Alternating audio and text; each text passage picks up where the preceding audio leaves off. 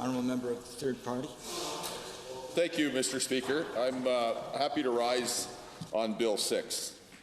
And Mr. Speaker, I'm going to look at it here. I'm going to try not to break the rule of not having a prop, but I'm not sure that the amendments on Bill 6 can legitimately be considered a prop. It's something that we all have. Mr. Speaker, 6 pages. Longer than the original bill. It's longer than the original bill, as my colleague says. Mr. Speaker, this is not an amendment. The government has shredded essentially the original bill and brought forward something completely inconsistent, completely different, completely new, and there's just no denying that. The only thing the government hasn't gotten around to doing, Mr. Speaker, is actually admitting all of that. Because if they did that, then they might have to say, let's actually put this thing on pause. Let's go back and talk to farmers and ranchers, and let's do it right. And Mr. Speaker, why wouldn't they? You know what? I'll give the government credit. What's in the amendments is way more consistent with what their ministers have been saying, at least for the last week. Because just forget for a minute what they were saying the week before. That was completely different. But in the last week, government has tried to get their act together. In fairness, they've struggled, and we'll continue to taunt them about that. But in fairness, they've tried to get their act together, and they've struggled. And what's in the amendment is more consistent with what the ministers have been saying, at least for the last few days. So that's a good thing. We're late to the party. We're late to the party, but the government is trying to get its act together. But it does really highlight how there's no possible way, Mr. Speaker, that the government can say that they've consulted with farmers and ranchers on any bill that includes this amendment. And why are we all sure about that, Mr. Speaker? Because the amendment was just dropped on the world yesterday, which means the government ministers, probably somebody in their staff wrote it on a napkin a week ago or 4 or 5 days ago, had it typed up nice, sent it to Parliamentary Council, and probably the government members and the speakers at the best saw it 3 days ago. If they said 5 or 6 days ago, I would believe that. If they said a week, I wouldn't believe it. So simply because that's just how it works. So Mr. Speaker, now that we know, and in fact, I haven't actually, in fairness to the government, I'm giving them lots of credit this morning. They haven't even said lately that they have consulted with farmers and ranchers on this amendment. Because they couldn't have. There's just not been time. We don't blame them for that. There just hasn't been time. So it does actually blow out of the water their argument that we've talked to people already. The other thing that the government said yesterday in their media conference, they said a lot of things, but I'm going to highlight right now that from the notes that I took directly while I was sitting there listening to the two ministers, the Minister of Labour said that we are going to, after we pass this bill, wait 18 months to 2 years before we put the regulations in place. Their words, Mr. Speaker, on the record, I'm sure they won't deny them because they're good, honest people, and their words are they're going to 18 to 24 months. Now, Mr. Speaker, if they're going to take 18 to 24 months, which might be a good idea, just for the record, it does actually put to rest their concern that the previous government wasn't moving fast enough. But it also might actually indicate that the government, having dealt with this bill now, having had all the trouble they've had, having people all over Alberta angry with them. I mean, I've got well north of 3,000 emails in my constituency office angry about what the government's doing in Bill 6. I can only imagine how many emails the government ministers and the Premier have on this. So it occurs to me, Mr. Speaker, and again, in fairness to the government, maybe they're starting to get it. Maybe. We'll know based on their behavior as in the next day or two. But maybe they are. But Mr. Speaker, I'm saying to the government, if they're going to spend 18 to 24 months anyways, why not spend 6 to 12 of those months talking to farmers and ranchers? Which is really what they're asking. Why not let them be heard? Why not talk to those farmers and ranchers, show them the bill as it would look if the amendment was passed, find out what the farmers and ranchers can teach the government about what's wrong with it, take credit for what the farmers and ranchers will maybe give the government credit for that's good in it, come back with a bill with the full support of the farming and ranching community, high five, shake hands, get our picture taken, and have a good bill. There's a path to success for the government. And it fits on their timelines, Mr. Speaker.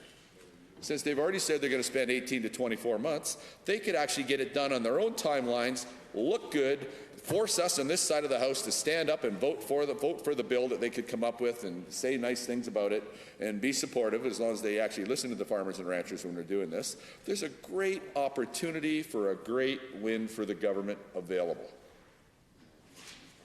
If, Mr. Speaker, big if they will put their pride in their pocket just a little bit and say, you know, we didn't get this right, but they've got a great defense, and I'll give it to you right now. You already know what it is. It says, but we listen to Albertans. We recognize they're our boss.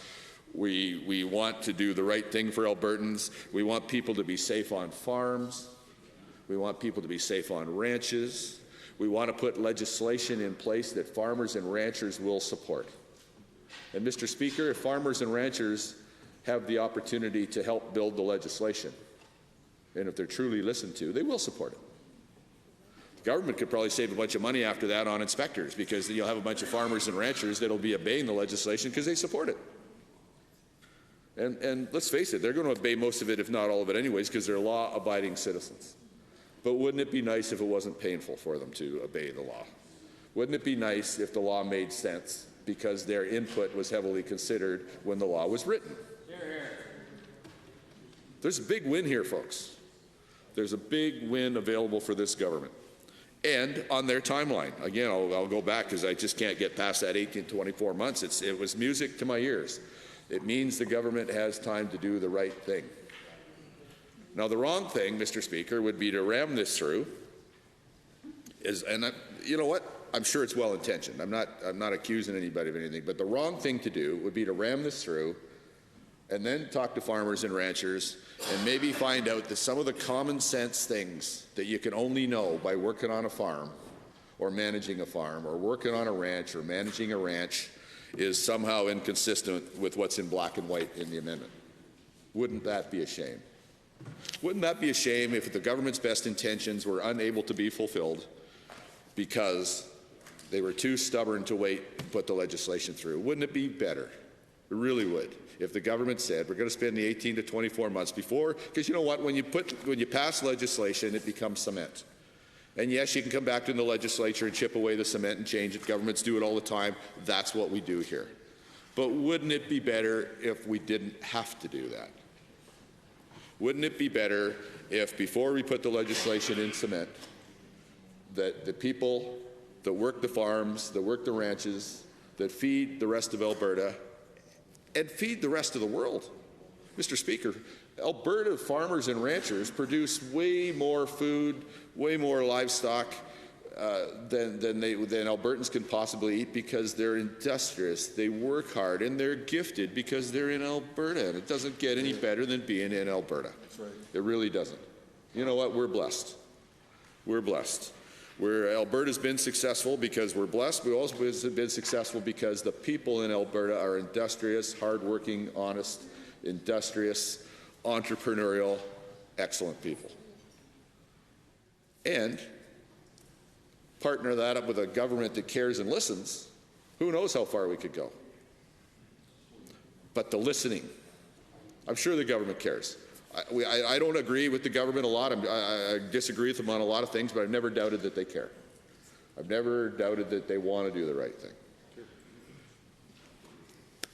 Just sometimes they're a little stubborn. Right now they're a little stubborn, Mr. Speaker. They're a little ideological, but there's still time.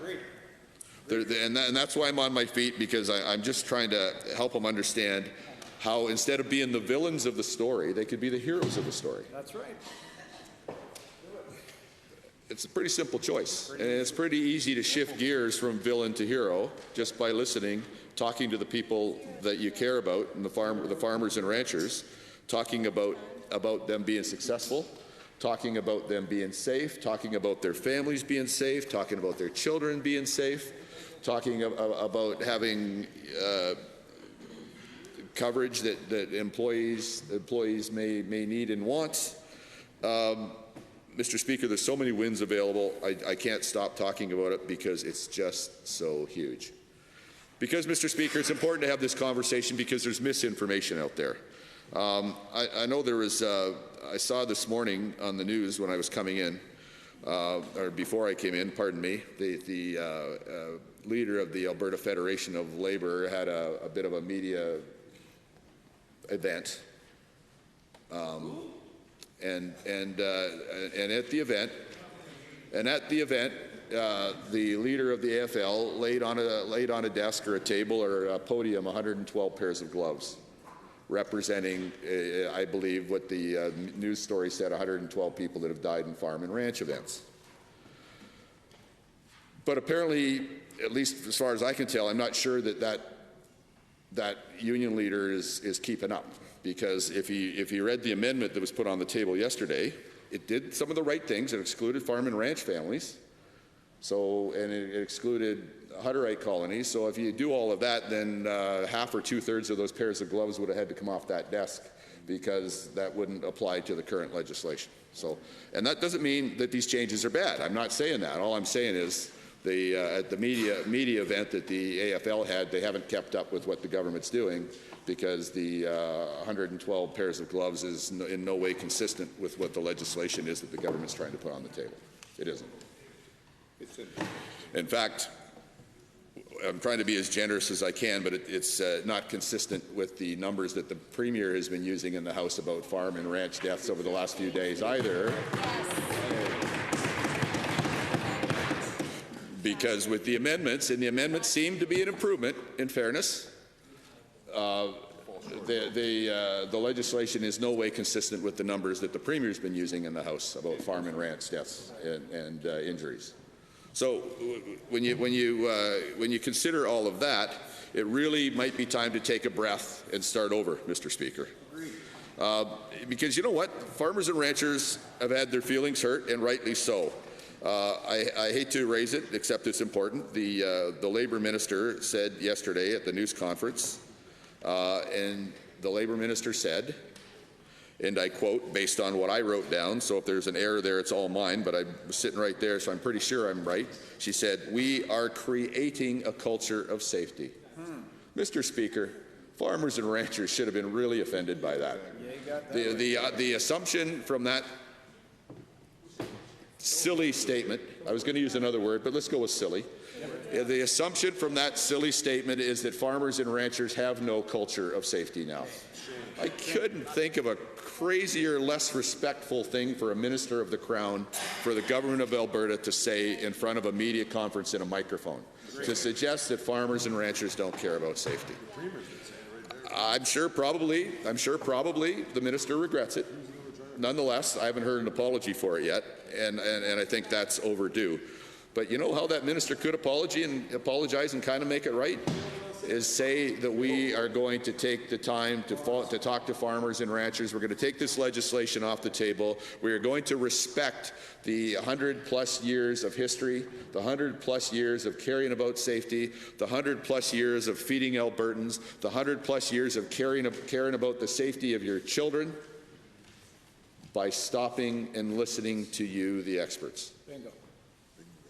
So as bad as it is, it can be made better, Mr. Speaker. And it's really quite simple how to do it. And we're at a place, you know, and again, I'm trying to give the government as much credit as possible because they haven't done everything wrong. I think actually they're coming to the conclusion that the previous government didn't do everything wrong. They probably still think they did a lot of things wrong, but I think they finally come to the conclusion they didn't do everything wrong. So I'll try to give equal credit to the current government. They are coming around. They just haven't quite crossed the divide where they can be the hero of the story instead of the villain. And I can tell you what, because the other thing that I heard a couple of government private members say the other day is that, well, if we do this, the farmers and ranchers won't remember in 3.5 years. I know. It's hard to say it in a straight face, but I actually did hear that. And I'm not gonna bust the members on the other side that said that, but because I'm a little afraid for their their future in the party that they've chosen. But, Mr. Speaker, they don't know farmers and ranchers very well. 3.5 years? I think if they are mistreated, it'd be 30 years they'll still run. Thank you, honourable member. Under 29-2A, any questions to the member from Calgary Hayes? Member, do you wish to speak to 29-2A? Member from Edmonton Decor. Thank you, Mr. Speaker. Thank you for the comments from the honourable member. He had alluded to a demonstration that had occurred yesterday with regards to 112 gloves that were laid on a table, and of course I had heard about this and had made the decision to go and see what this demonstration was about. And essentially what they had done was, since 2009, the number of fatalities that had taken place in the agricultural industry, for each fatality there was a set of gloves. And they went a step further and broke them up into each separate year. So in 2009 they had a stack of gloves, 2010 and so forth. And I have to admit, Mr. Speaker, it was a little unsettling. And of course the other thing that the honourable member had mentioned was that, you know, based on certain criteria, maybe we could take out half of those gloves. And you might be right, you might not, I don't know.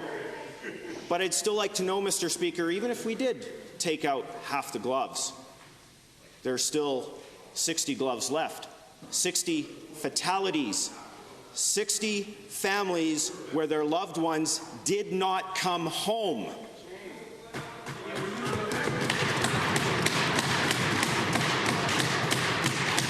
So, Mr. Speaker, I have trouble looking inside of myself and thinking to take away a potential safety net and have to stand in front of those families and tell them, I had a chance to fix this, I had a chance to offer you something. And the honourable member from Banff Cochrane had mentioned about a family whose wife spent 6 years in litigation to finally get a decision, and what was the result? They destroyed a farm. So, Mr. Speaker, I'm just wondering if the honourable member might be willing to tell me just how many families he'd be willing to stand in front of and say, we had a chance to put in those safety nets, but we decided to wait over the next year, and based on those figures, there was an average of 18 people.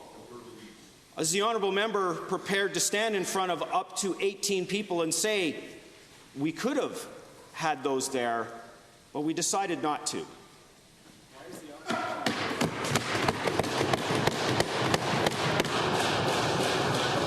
I'm glad the honourable member raised this, because it does really put the point where it belongs here.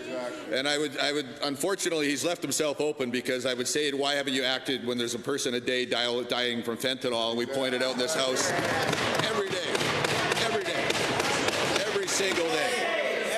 So, but Mr. Speaker, the honourable member's own party says they're going to wait 18 to 24 months, and I agree with that, as long as they listen to farmers and ranchers before they do it. Every life is important. Every farm family is important.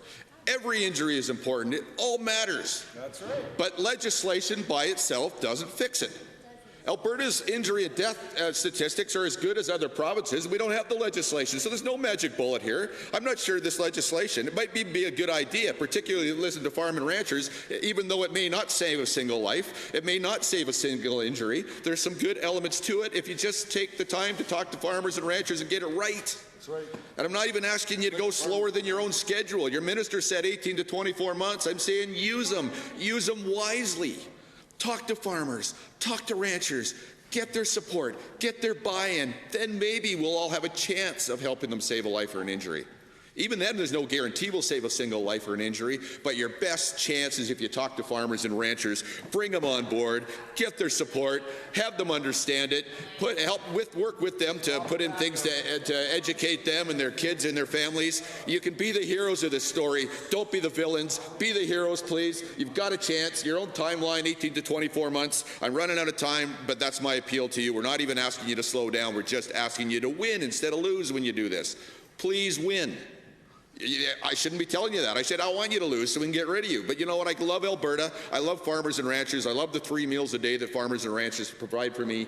And this government could be the hero of the story if you will just slow down and listen. Please do that.